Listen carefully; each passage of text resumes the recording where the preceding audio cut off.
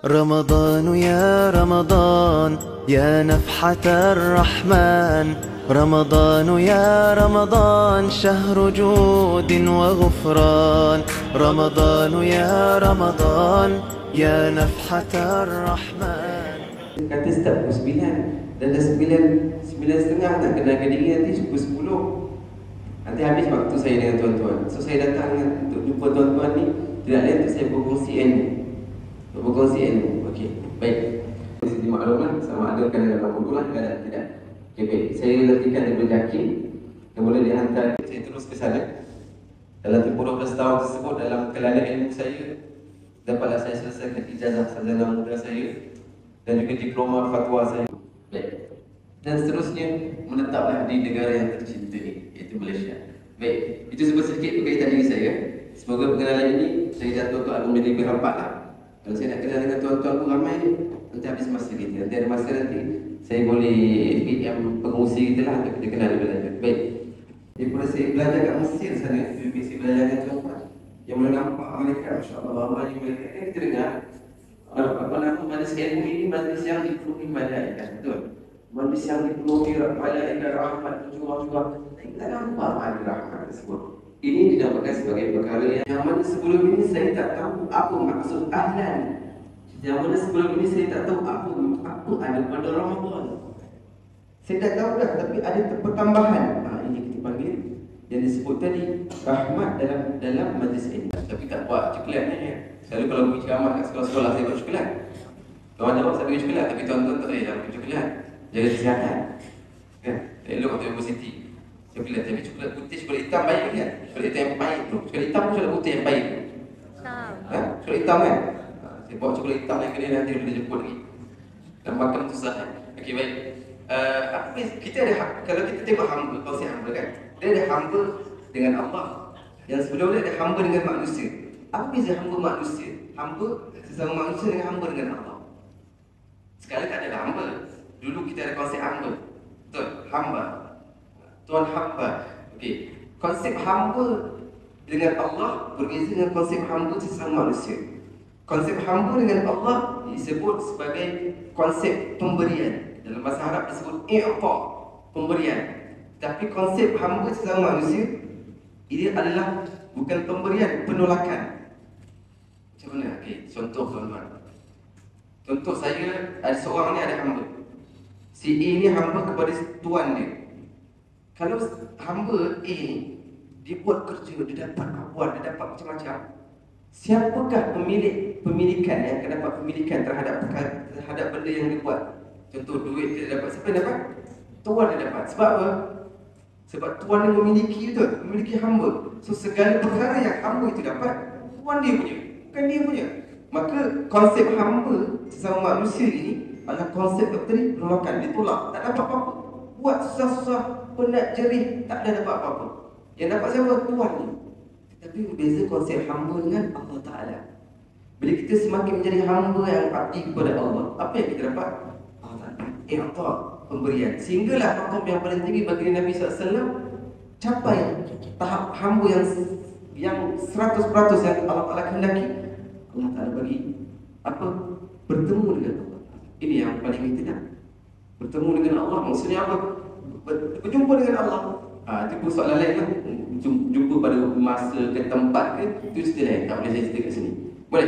Maka konsep hamba dengan Allah ni tinggi. Tak dibandingkan dengan konsep hamba dengan hamba sesama manusia. Sebab itulah kita akan berusaha menjadi hamba. Baik, selesai. Walaupun nama hamba tak ada apa-apa, tapi itulah title yang paling besar. Okey, baik. Selesai. Kita masuk ke bulan Syaban. Sekarang di bulan Syaban. Apa yang ada pada bulan Syaban, tuan-tuan? Apa yang ada pada bulan Syaban? Nisfu Syaban. Betul? Itu di antara, tuan-tuan tadi saya cakap betul. Itu di antara peristiwa ataupun hari yang besar dalam Islam, iaitu nisfu Syaban, iaitu pertengahan Syaban. Nisfu itu setengah, betul? Setengah Syaban.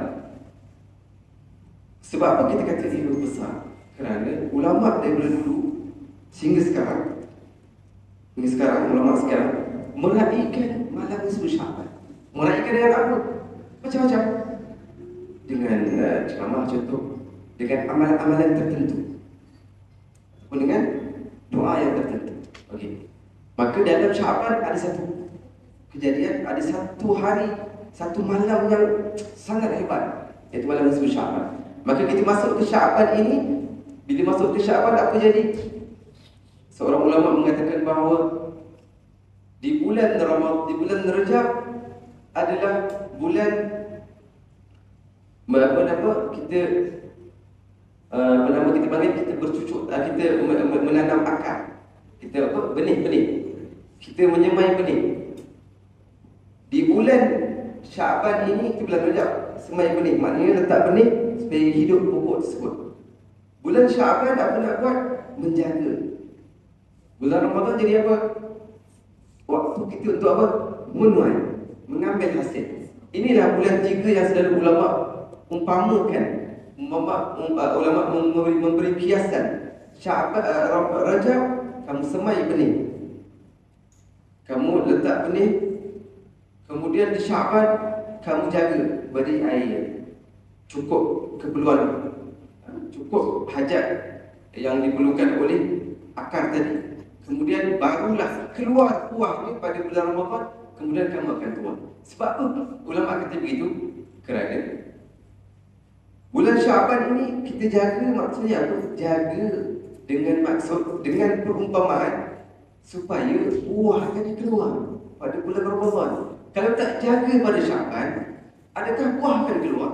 Soalan saya, buah tidak akan keluar. Kalau buah tak keluar, kita nak buat apa kat bulan Ramadan? Kita tak menganga aja. Menganga saya apa? Kita apa pagi subuh saya sambung, nanti saya buka puasa rutin harian. Menganga tak dapat hasil. Sebab apa? Sebab tak mula daripada Rajab, tak mula daripada Syaban. Maka buah akan keluar. Secara hukum adat, hukum kebiasaan, buah tak akan keluar. Maka saya tak dapat buat apa. Maka Ramadan saya sama seperti mana bulan yang lain. Maka Syaban penting. Sekarang kena menjaga Syaban. Dalam bulan Syaban ada peristiwa penting disebut Syaban, dan di antaranya ada Imam Syafi'i rahimahullah ta'ala. Imam Syafi'i mengatakan bahawa di antara 5 malam yang besar adalah salah satu di antara 5 malam yang mana aku melihat tidak akan ditolak doa padanya. Antaranya adalah malam nisfu Syaban. Kena jaga benda tu. Okey, baik. So kita tahu dah kat Syaban apa yang berlaku, apa yang perlu kita buat. Maka sebelum kita nak masuk Ramadan, bersiap sedia. Ada pula yang kurang lepas saya ni. Okey, baik. Oleh ulama kita pada bulan Syaban, ada setengah riwayat mengatakan bahawa seorang tabi'in bila masuk Syaban, apa akan buat? Dia akan buat macam tuan-tuan buat sekarang. Apa saya buat? Tuan-tuan jawab sendirilah. Saya tak tahu tuan-tuan buat apa. Macam tuan-tuan buat persiapan. Jarang saya dengar, jarang lah. Saya dengar pada 6 Syaban dah ada tajuk Ahlan wa Sahlan Ramadan. Jarang melainkan pejabat daerah dan tanahnya seremban. Maksudnya apa? Mereka membuat persiapan. Orang dahulu, para tabi'in, masuk Syaban apa mereka buat? Mula contoh kedai, mereka bekerja sebagai kedai, penjual lah, peniaga lah. Okey. Ada kedai, mereka mula untuk mengemas-kemas kedai. Tak kemas sebab apa? Sebab Ramadan. Ya, sebab Ramadan. Nak kemas sebab apa? Mereka cuba kurangkan tempoh yang lebih lama di dalam kedai mereka. Supaya apa? Supaya mereka bersiap. Oh, saya kena bersiap, Ramadan dah dekat. So mereka mengurangkan. Nanti ada pula yang bertanya, tak boleh Ustaz, kita kerja 9 jam, mana nak buang, mana ambil marah dari bos saya. Kita nak kiaskan di sini apa? Kita nak kiaskan bahawa mereka dahulu, mereka tahu nilai Ramadan tersebut. Maka mereka nak elakkan diri mereka yang dah terbiasa disibukkan, nak kurangkan supaya dalam masuk Ramadan dah biasa kurang. Dan biasa kurang apa? Kurang benda-benda yang tak sepatutnya. Kadang-kadang kalau 9 jam kat waktu kerja kan, kat sini berapa jam? 9 jam ni lah. Kadang-kadang 7 jam saya kena minta pindah sini lah. 7 jam lebih kurang sikit. Tolak sejam rehat 6 jam. Okey, baik. Maka mereka ini cuba untuk apa? Kurangkan waktu dengan kurangkan waktu di tempat, di kedai mereka, dengan tujuan untuk apa? Untuk mula melatih diri sibukkan dengan yang perkara yang boleh mereka sibukkan di Ramadan nanti. Boleh? Contoh, mereka kurangkan waktu di kedai untuk apa? Untuk baca Quran. Klise sangat Ustaz. Kita ada keadaan sangat. Itulah nampak apa lagi? Maknanya latihan tu perlu dibuat di Syaban. Perlu dibuat di Syaban. Maka kalau kita contoh sekarang kita di Syaban, contoh saya kan, ulang contohlah saya daripada Sungai Buloh ke Tampin. Contohlah ulang alik. So saya kena susun waktu saya. Mula macam mana waktu saya ni saya nak pergunakan dengan baik waktu Ramadan nanti. Saya kena susun. Maknanya kita plan lah. Contoh saya sekarang ni saya kadang-kadang saya masuk 7.30. Sekarang dah fleksi, alhamdulillah mudah sikit lah. Kalau sebelum ni tak fleksi, dia pecut di Sungai Buloh tu, tak tahu dia kata apa lah. Keluar pukul 5 pagi ke 5.30. 5.30 tu memang kena 140 lah sentiasa. Nasib baik daripada Sungai Buloh ke Tampin ni, dia satu je ada kamera tu. Kamera tu kalau 2-3 habis saya. So kita hafal lah satu tempat ke mana. Okey. So maksudnya jadual plan tu kita kena biasakan. Contoh kita masuk pukul 8 sampai 6. Lama sangat 5. Okey, 8 sampai 5. Okey, dalam tempoh tersebut bagaimana waktu yang saya boleh mula latih diri saya supaya nanti Ramadan tu saya biasa untuk buat amalan Quran, solat sunat. Kena mula daripada sekarang plan waktu bila saya nak buat. Waktu rehat ambil sedikit. Sejam kan? Ambil setengah jam. Kurangkan sedikit rehat. Contoh saya bagi kiasan supaya kita boleh faham apa yang dibuat oleh ulama terdahulu. Bukan maksud saya bawa kisah ni, tak relevan kisah ni kepada saya tak sesuai. Ustaz ni tak fikir lah Ustaz ni. Nak bawa kisah pun kisah yang tak sesuai dengan saya. Maksud saya kita nak kiaskan bagaimana mereka mengurus waktu supaya masuk Ramadan. Tadi macam mana kan? Tak marah, saya ni jangan marah. Okey, supaya waktu Ramadan saya dah terbiasa. Syaban saya dah biasa ambil 15 minit. 15 minit waktu rehat. Makan, buat betul-betul solat, ambil masa. Supaya aku masuk Ramadan tak terkejut dan tak ada makan. Waktu tu kita boleh ganti dengan Quran. Ini yang dibuat oleh orang salaf salih. Ulama-ulama at-tabi'in dahulu. Bila masuk Ramadan, gunakan waktu di kedai, mula kemas. Kedai itu supaya apa? Nanti Ramadan nanti dia tidak sibuk dengan perkara lain. Masuk masa itulah boleh digunakan 100%, 100% untuk kegiatan-kegiatan sunnah ini. Baik. Itu amalan ahli salaf kita. Baik. Selesai Syaban? Rajab selesai, Syaban selesai. Nanti masuk di bulan Syaban, jangan lupa boleh tengok dalam jawatan Majlis Agama Islam, Jabatan Dewan Agama Islam, Jawatan Mufti Kerajaan Negeri Sembilan, mereka punya posting supaya kita dapat tahu apa saya dapat malam tersebut kan. Sebab malam itu sangat penting. Malam ini ada yang disebut malam yang mengubah, ada yang menyebut malam yang mengubah takdir. Ini agak besar sekali ungkapan ni. Malam yang mengubah takdir seorang hamba. Takdir itu macam mana diubah dan ditetapkan, betul? Nak soalan ni, nak soal jawab lambat nanti. So kita tahu malam tersebut saya nak buat apa. Malam itu penting. Malam yang mana ditukar. Seorang yang dahulunya seorang yang jauh daripada Allah, boleh jadi malam itu jadi batu loncatan untuk bertukar 360 darjah dari orang yang saleh. Kita banyak kisah-kisah yang berlaku di kalangan ulama terdahulu. Apakah faktor impak untuk malam nisfu Syaban ni? Maka tuan-tuan dan puan-puan, jangan lepaskan malam nisfu Syaban. Bawa anak-anak, bawa keluarga, untuk mereka menjaga dan mereka cana malam ni supaya kita tidak terlepas daripada nafahat, daripada faedah yang besar pada malam nisfu Syaban. Baik, kita masuk ahlan wa sahlan di Ramadan. Baik. Macam mana kita nak sambut Ramadan ni tuan-tuan? Tuan-tuan yang mungkin dah 40 tahun, 50, saya ni 14 tahun. Mungkin dah banyak sangat jumpa Ramadan ni. Dah biasa tak ada rutin nak Ramadan lagi sama je kita nak buat. Apa kita nak buat sekarang ni? 1445 Hijrah. Dengan Ramadan yang saya nak jumpa ni, apa saya nak buat? Titik tolak daripada program ini pagi ini, ceramah saya ini, perkongsian saya ini, titik tolak dia. Pertama sekali nak masuk Ramadan, selesaikan benda-benda kewajipan ke atas bawah kita yang belum selesai. Betul? Khususlah para wanita yang saya hormati sekalian, puan-puan sekalian, apakah kewajipan yang tertunggak? Itu apa? Qada puasa. yang mana kita belum selesaikan lagi. Kenapa? Kerana kalau tak sempat nak qada sebelum Ramadan, apa akan jadi? Apa akan jadi? Selalu biasalah ada kumat kami tapi tak dengar, cuma tak sampai mic dia, tapi mic kat depan tu ada tu, boleh jawab. Bagus bilik dia kan, bilik mesyuarat dia kan. Boleh guna mic tu nak menjawab, tapi biasalah malu yang dipuji, biasa kita faham. Belajar ilmu ni. Okey, baik. Okey, bila puasa tak diselesaikan, puasa tunggakan dan tak diselesaikan dan bertemu Ramadan akan datang, kita kena bayar fidyah. Betul? Maka benda wajib ni apa? Fidyah, qada dan fidyah. Selesaikan dahulu. Jangan sibuk saya nak prepare Quran, saya nak prepare qiyamul lail, saya nak prepare solat sunat. Benda wajib lagi penting kan? Tuan-tuan puan-puan jangan lupa. Kerana wajib itu still di level pertama daripada sunat. Tuan-tuan, kita buat perkara sunat, wajib ditinggal, kita takut. Kita sebut dengan istilah takut.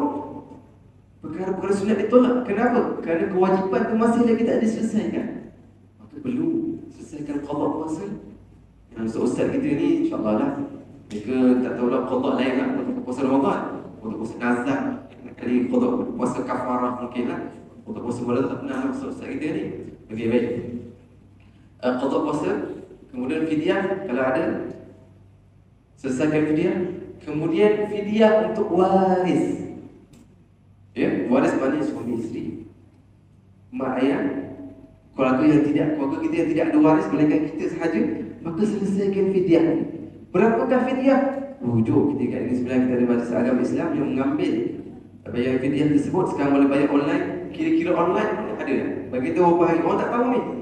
Pegawai tu pun tak tahu lah sistem je sekarang. So dia tak ada istilah. Nanti saya pergi, saya nak bayar, orang tanya, kawan 30 hari tinggal, tak kotak-kotak. Malu pula. Sekarang mudah. Buka ni insya-Allah semua ada. Bayaran siap. Dia siap totalkan. Banyak sekali pun di dalam sistem akan keluar amount tersebut. Boleh. Maka selesai perkara pertama, selesaikan wajib. Mindset kita, orang yang berilmu, orang yang berakal, orang yang waras, wajib adalah level pertama. Kemudian baru datang selepas wajib, iaitu sunnah. Jangan menjadi orang yang beramal tapi tanpa ilmu, mendahulukan sunat kemudian baru wajib. Ini kita panggil perbuatan yang tidak waras dalam beragama. Kenapa? Kerana tidak dipandu dengan ilmu. Boleh? Selesaikan benda wajib. Selesai? Okey. Tak payah saya terangkan fidyah teman-teman semua. Tuan-tuan boleh rujuk sendiri.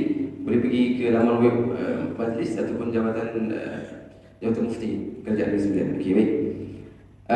Jahiz dia tak ambil kalau tiba-tiba ada pegawai jahiz macam saya ni nak bayar fidyah, boleh kepada saya, silakan. Jahiz memang bukan badan yang dibenarkan ataupun organisasi yang dibenarkan untuk mengambil, mengutip. Ia hanyalah di bawah Majlis Agama Islam. Okay. Seterusnya, selepas selesai sunat, dah selesai semua sunat ni, dah masuk Ramadan ni, selamat datang. Tuan-tuan, kita cakap selamat datang, dan bukan cakap selamat datang ya Ramadan macam tuan-tuan cakap selamat datang Ustaz. Bukan macam tu. Kalau macam tu semua orang boleh cakap ahlan wa sahlan Ramadan, selamat datang Ramadan, cukup. Tidak, bukan begitu. Maksud dan ucap selamat datang ini yang kita berbicara sekarang. Selesaikan wajib. Bila dah selesai wajib, buat lagi apa? Okay, inilah practical sunat yang saya sebut tadi dalam bulan Syaban. Sunat-sunat tuan-tuan sedia maklum apa yang boleh buat di bulan Ramadan. Sunat-sunat, betul? Tuan-tuan sedia maklum banyak macam-macam sunat boleh buat. Maka untuk menjadi kebiasaan bulan Ramadan, Syaban ini perlu dimulakan dengan sunat-sunat. Tuan-tuan, saya yang tak pernah contoh, tak pernah khatam lagi ni, nak masuk Ramadan nak kena khatam. Bagus khatam bulan Ramadan, bagus. Kenapa? Dalam Ramadan amalan digandakan, betul? Kita semua setuju. Tetapi kalau saya ni yang tak pernah khatam, kemudian nak khatam Ramadan 30 hari, Masya Allah, 330 hari tak habis nak khatam, kemudian nak kata saya nak khatam Ramadan. Bagus niat tersebut, tetapi bagus niat tu sekiranya ada dengan tindakan. Maka bulan ini cuba baca sebanyak mungkin. Selagi mana tak masuk Ramadan ni, cuba bacakan, biasakan. Supaya apa?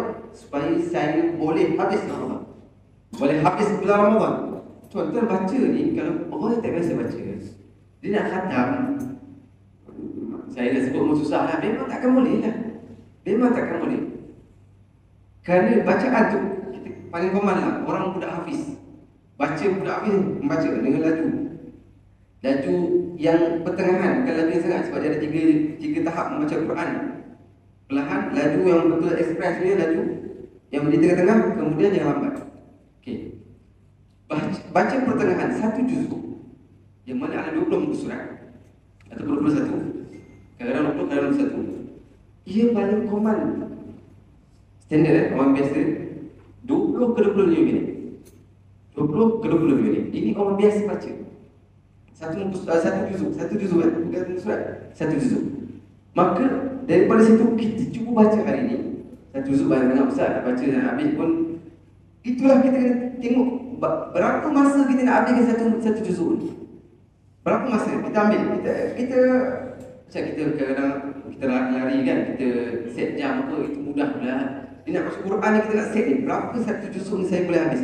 Berapa minit? Maka daripada minit itu barulah kita rangka pelan kita untuk khatam ni macam mana. Barulah orang kata betul lah ni, cakap suruh bikin. Jangan cakap insya-Allah khatam 2 kali. Kawan tak pernah khatam setahun pun, pelan pun tak ada, tindakan pun tak ada. Masa yang dihabiskan untuk satu juzuk, setengah muka surat, setengah juzuk pun tak tahu macam mana dapat. Maka perlu ada rangka tersebut, pelan tersebut. Tahu saya, kedudukan saya ni macam mana. Jangan samakan dengan orang lain. Orang lain biasa baca satu juzuk 20-25 minit, 15 minit pun ada. Tak sama dengan saya. Saya mungkin baca 1 jam.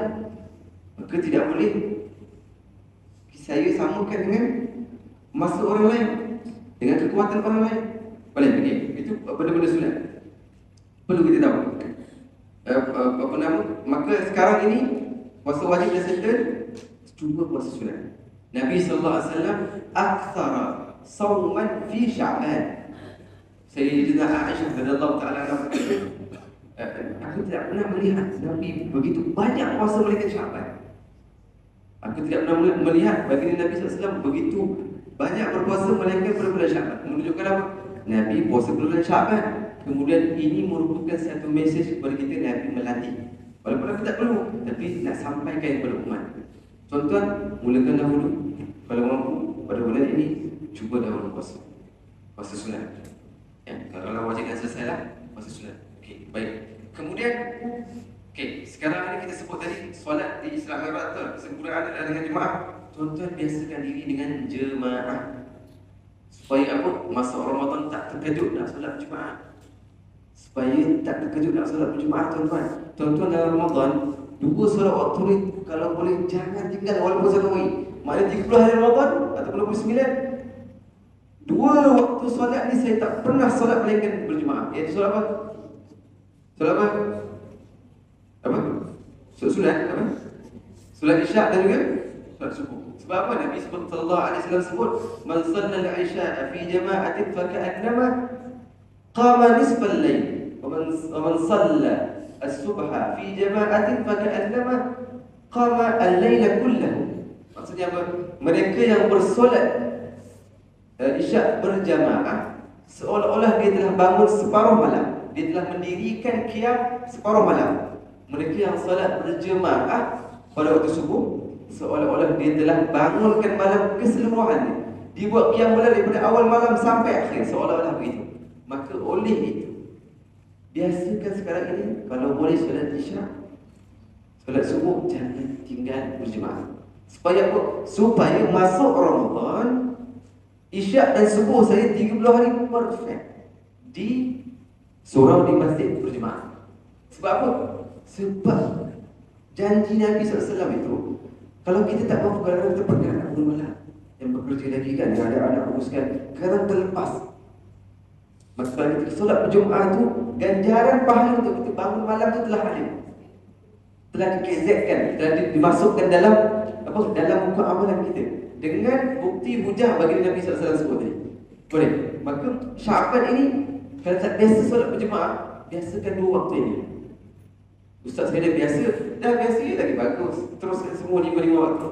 Ni kita katakan kita nak mula ni, nak jaga ni. Maka subuh isyak amalkan berjemaah. Untuk mula ini Sya'ban mulakan dahulu supaya Ramadan kita mula. Okey, baik. Seterusnya sedekah. Sedekah sedia maklum. Okey. Satu hadis Nabi sallallahu alaihi wasallam sebut Ramadan ila Ramadan kaffaratun ma bainahuma. Antara satu Ramadan dengan Ramadan yang lain merupakan penghapus dosa. Tuan-tuan dan puan-puan, kalau kita dipilih masuk bulan Ramadan, pemilihan oleh Allah Ta'ala ni, Allah Ta'ala pilih kita ni nak masuk bulan Ramadan ni bukan pilihan yang sia-sia. Dengan maksud apa? Ada hikmahnya. Hikmahnya apa? Yang Nabi sebut tadi. Sesungguhnya di antara dua Ramadan menghapuskan antara dosa-dosa. Contoh kita Ramadan tahun lepas, nak masuk Ramadan akan datang ni, banyak dosa yang saya telah buat. Dosa kecil, dosa besar, waliyahzubillah, kita jauh. Apa banyak tuan-tuan. Maka bila mana bertemu Ramadan akan datang, ting dia bunyi kan. Ting tu siapa? Hamba ni telah masuk Ramadan yang akan datang. Dihapuskan segala dosa-dosa di antara dua Ramadan. Hebat tuan-tuan. Hebat, sebab itulah kita doa, ya Allah temukan saya ke Ramadan. Kenapa? Masuk dia, dosa-dosa kecil diampunkan. Dosa besar ada syarat-syaratnya. Dosa besar ada syarat-syaratnya untuk diampunkan, untuk bertaubat. Okey. Maka bila bertemu Ramadan akan datang, automatically berdasarkan hadis Nabi sallallahu alaihi wasallam, dosa-dosa kita diampunkan. Maka pilihan Allah Ta'ala untuk kita bertemu Ramadan akan datang ini bukan sia-sia. Bukan sia-sia. Sebab itu hadis Nabi yang datang juga satu ketika. Ada satu orang sahabat bertanya, bagaimana keadaan dua orang yang telah dikebumikan? Satu orang ini mati syahid, dikebumikan. Satu orang lagi orang biasa tapi berumur, maknanya lebih tua daripada orang mati syahid tadi. Kemudian Nabi sebut orang yang berumur ini kedudukannya lebih tinggi di syurga. Para sahabat bertanya, bagaimana boleh jadi begitu? Sedangkan mati syahid ni mati, kita semua sedia maklum kedudukan orang mati syahid. Maka Nabi sebut, bukankah orang yang lewat mati ini, yang lewat mati yang bukan mati syahid ini, bukankah dia bertemu Ramadan lebih banyak daripada orang yang mati syahid tadi? Betul? Bukankah dia bertemu Ramadan lebih banyak daripada orang yang mati syahid? Maka disebabkan pertemuan dia dengan Ramadan yang banyak, berkali kita jumpa Ramadan 40 tahun, 50 tahun, 35 tahun contoh, kita bertemu Ramadan 5, 10 kali, 15 kali. Maka dengan Ramadan ini penghapus dosa kecil, menaikkan derajat kita, menyebabkan kadang-kadang kita tak perasan di akhirat kelak, kenapa saya boleh dapat macam ni, macam itu? Kenapa? Kerana bertemunya saya dan tuan-tuan dengan Ramadan. Ramadan ini akan menaikkan derajat kita. Maka perlu ada kesedaran tersebut. Boleh? Okey. Sedekah dah sebut tadi, sedia maklum. Satu pendapat dia, selepas imsak memang boleh makan. Yang tak boleh makan satu pendapat iaitu bila huruf alif Allah masuk keluar. Allah tu baru tak boleh. Okey, Allahu Akbar, maknanya azan tu lah, itu baru tak boleh. Maka ilmu berkaitan ini perlu tahu. Saya mungkin tuan-tuan mungkin dah jumpa Ramadan banyak kali, tapi ada yang kadang-kadang kita ingat satu lagi kita perlu ingat kali. Maka sebab itulah masuk Ramadan dengan ilmu, supaya tuan-tuan berbeza ya. Kalau orang yang beramal dengan ilmu dengan orang yang beramal tanpa ilmu, dia akan merasa lebih keseronokan. Zuk, kesedapan itu berbeza. Kesedapan sangat berbeza. Satu, kesedapan dalam beribadah itu berbeza. Dan bandingkan orang beribadah tanpa ilmu dan dengan ilmu. Kedua, orang yang beramal tanpa ilmu, insya-Allah ia tidak akan lama, ataupun dalam bahasa kita istiqamah, berterusan. Ia tidak akan berterusan. Berbeza dengan orang yang beramal dengan ilmu, dia punya keterusan istiqamah tu lebih lagi turun. Maka kita perlu beramal dengan ilmu, puasa dengan ilmu, beramal sunat dengan ilmu. Okey, baik. So, selesaikan perkara wajib, buat benda-benda sunat, latih benda-benda sunat sebelum kita nak bertemu final ni di Ramadan. Ilmu, penuhkan dengan ilmu. Dan yang terakhir, belajar. Tuan-tuan, ada satu konsep. Orang nak jadi baik, macam mana konsepnya? Kalau orang tanya saya ni, orang datang jumpa saya, jumpa ustaz-ustaz, saya jumpa orang macam ni kan, dia cakap apa? Saya nak bertaubat ni daripada dosa-dosa yang telah buat. Apa kita akan jawab? Ustaz-ustaz biasa dah lupa kan? So, Ustaz Tazah semua dah biasa jumpa orang datang kan jumpa, tuan saya ni pasti nak bertaubat lah, nak tinggalkan ada banyak dosa saya buat. Apa yang kita akan sarankan? Ustaz sarankan apa? Tak jumpa tu jabatan agama tu, pergi jabatan agama gitu kan? Macam mana? Dia buat apa? Tadi sebab apa tadi? Solat taubat. Okey, solat taubat. Lagi? Solat taubat. Okey, lagi tak? Okey, Ustaz dan Ustazah ni. Solat taubat, istighfar, lagi apa? Apa? Apa? Jaga solat lagi. Masya-Allah, dia semua ustaz. Dari mana datang tadi? Okey, lagi apa? So kita suruh dia beramal ke? Dengan apa saja beramal. Okey. Apa konsep? Contoh kan, air kan? Itu faham betul mesej sebenarnya. Okey, contoh air itu. Contoh air itu. Contoh air kosong kan? Saya nak air lain. Saya nak air hidup. Ini konsep besar tau sebenarnya. Betul, konsep ni yang mesti kita dengar ni. Konsep ni besar dalam ilmu apa kita panggil ilmu membaiki diri. Dalam masa syariat, dalam masa agama ni, ilmu untuk seseorang itu bertaubat. Cara untuk bertaubat, dia perlu taubat, solat sunat, solat Jumaat. Itu isi. Tapi jangan lupa satu lagi, iaitu membuang, mengosongkan. Dalam bahasa Arab disebut at-takhalli. At-takhalli, saya faham tu. At-takhalli summa at-tahalli. Maknanya mengosongkan dulu. Orang yang nak baiki diri ni, dia kena kosongkan diri. Kosongkan diri apa? Tinggalkan buruk dah. Kalau dia kata saya nak tinggalkan benda-benda buruk di dunia, saya ni Allah, saya nak berubah lah. Okey. Bila dia kata begitu, kita sebab apa? Okey, nak berubah, tinggalkan benda-benda itu dahulu. Benda-benda yang kamu nak ubah, contoh saya ni banyak buat sekian-sekian. Tinggalkan dahulu, barulah isi taubat, isi istighfar, isi solat sunat. Silap besar kalau kita kata apa? Nak taubat, masya-Allah, silakan. Tapi lupa nak pesan, tinggalkan dulu. Maka konsep kita dalam membaiki diri adalah meninggalkan benda yang buruk dulu yang kita nak ubah, kemudian baru isi. Itu konsep yang betul. Kalau tanpa konsep ini, orang tersebut tidak berarti betul. Sebab apa? Sebab bercampur antara buruk dengan baik. Tidak boleh. Bercampur buruk dengan baik tidak akan jadi baik semula.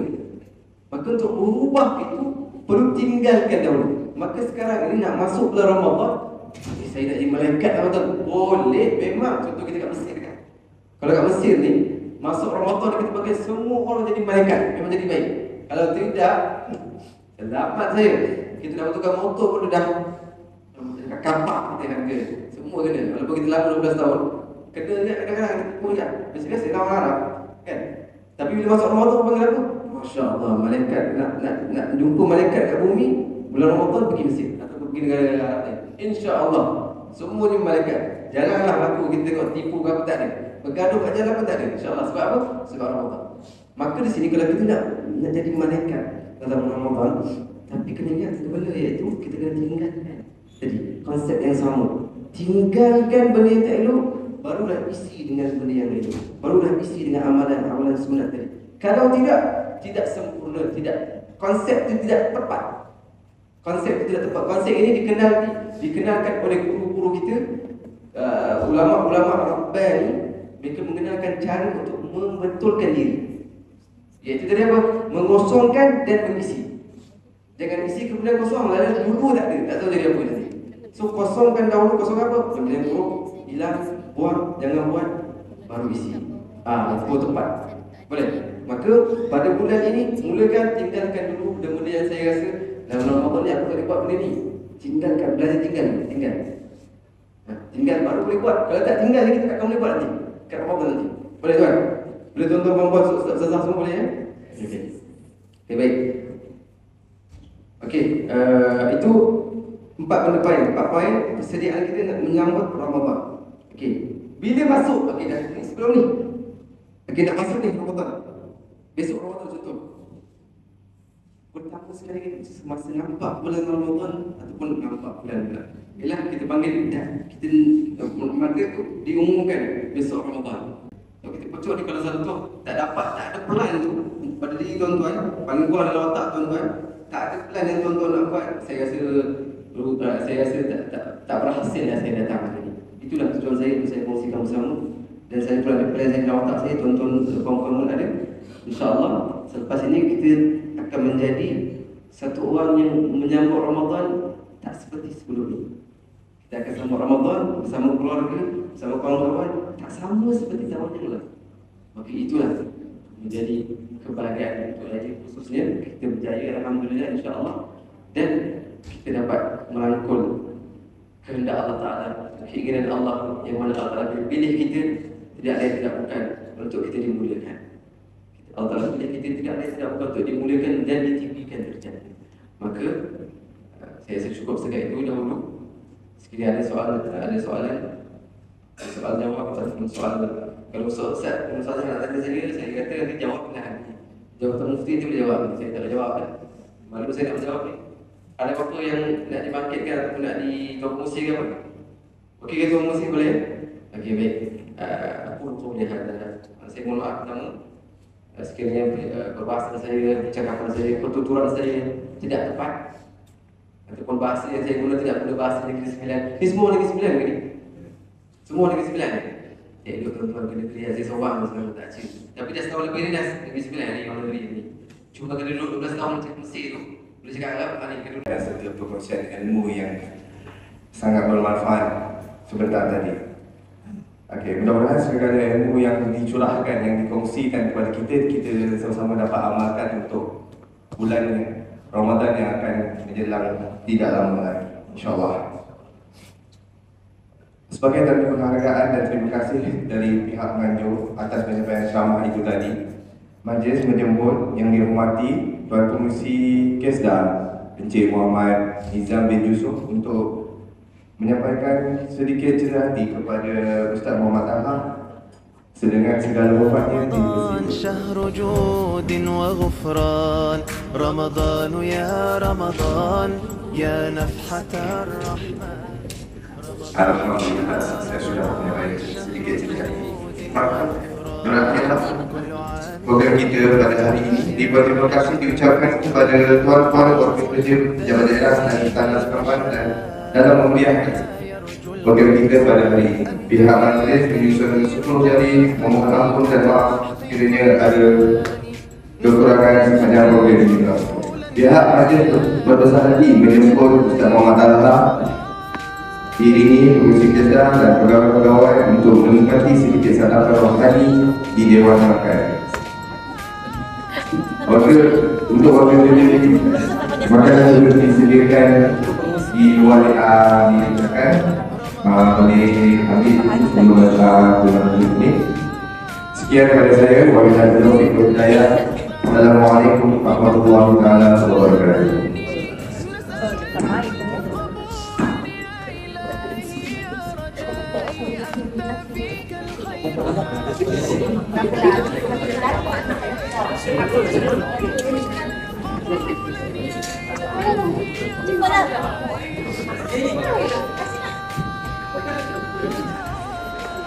Terima kasih kakak.